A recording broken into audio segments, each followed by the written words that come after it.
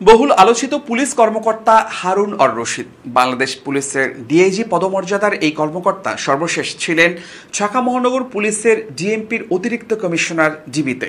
সরকারি স্কেল অনুযায়ী তৃতীয় গ্রেডের চাকরিজীবী হিসেবে সর্বসাকুল্যে বেতন ৮০,০০০ টাকারও কম, অথচ সীমাহীন দুর্নীতির মাধ্যমে নামে বেনামে গড়ে তুলেছেন কয়েক হাজার কোটি টাকার সম্পদ। এবার ডিবি হারুনের বাবা আবুল হাশেম এবং চাচা সোলেমান, বর্তমানে যিনি শ্বশুর, এদের বিরুদ্ধে মুক্তিযুদ্ধে বিরোধিতার অভিযোগ পাওয়া গেছে।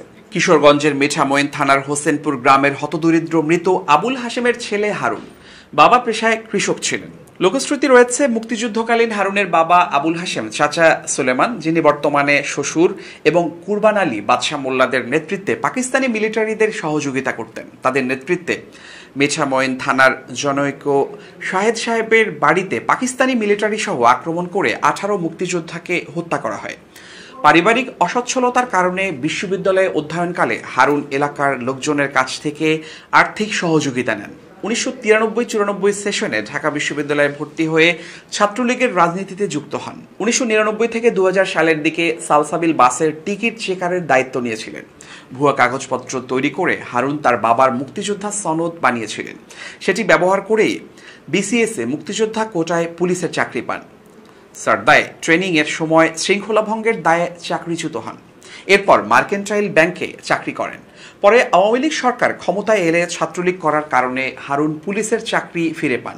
হারুনের ভাই ডাক্তার শাহরিয়ার মিঠামইনে অবস্থিত প্রেসিডেন্ট রিসোর্ট পরিচালনার দায়িত্বে আছেন। আরেক ভাই মোহাম্মদ জিল্লুর রহমান জিয়া পুলিশের মাদকদ্রব্য নিয়ন্ত্রণ অধিদপ্তরে এএসআই পদে চাকরি করছেন।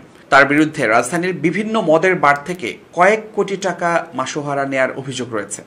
মাদকদ্রব্য নিয়ন্ত্রণ অধিদপ্তরের একজন সহকারী পরিচালক বলেন, জিয়া এএসআই হলেও উপপরিচালকরা পর্যন্ত তাকে ভয় পান। ভাই হারুনের নাম করে জিয়া রাজধানীর বারগুলো থেকে মাসে কয়েক কোটি টাকা চাঁদা আদায় করেন।